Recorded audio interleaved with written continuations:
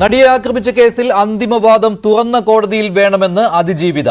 വിചാരണ നടക്കുന്ന എറണാകുളം ജില്ലാ പ്രിൻസിപ്പൽ സെഷൻസ് കോടതിയിലാണ് അതിജീവിത ഇതിനായി ഹർജി നൽകിയത്. നേരത്തെ താൻ ഇരയല്ല അതിജീവിതയാണെന്ന് നിലപാടെടുത്ത നടിയുടെ പുതിയ നീക്കം ശ്രദ്ധേയമാവുകയാണ്. സ്വകാര്യതയല്ല ഇവിടെ വിഷയം എന്ന നിലപാടിലാണ് നടി.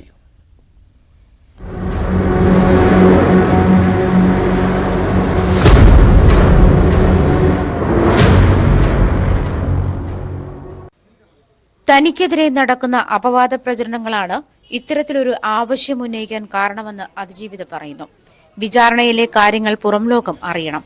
തന്റെ സ്വകാര്യത പരിഗണിക്കാതെ യഥാർത്ഥ വിവരങ്ങൾ പുറത്തുവരണം. അതുകൊണ്ട് അടച്ചിട്ട കോടതിയിൽ ഇനി വാദം വേണ്ടെന്നും വിചാരണ കോടതിയിൽ നൽകിയ ഹർജിയിൽ പറയുന്നു. മെമ്മറി കാർഡ് നിയമവിരുദ്ധമായി പരിശോധിച്ച കാര്യത്തിൽ ഹൈക്കോടതിയും സുപ്രീം കോടതിയും തനിക്ക് നീതി നൽകിയില്ലെന്ന് അതിജീവിത രാഷ്ട്രപതിക്ക് കത്തയച്ചിരുന്നു. കഴിഞ്ഞ ദിവസം അയച്ച പരാതിക്ക് പിന്നാലെ മുൻ ജയിൽ DGP ശ്രീലേഖ ദിലീപിനെ ന്യായീകരിച്ചു നടത്തിയ പരാമർശങ്ങൾക്കെതിരെയും അതിജീവിത കോടതിയലക്ഷ്യ ഹർജി നൽകിയിട്ടുണ്ട്. ദിലീപിനെതിരെ പോലീസ് കള്ളത്തെളിവുകൾ ഉണ്ടാക്കി എന്ന ശ്രീലേഖയുടെ ആരോപണത്തിലാണ് ഹർജി.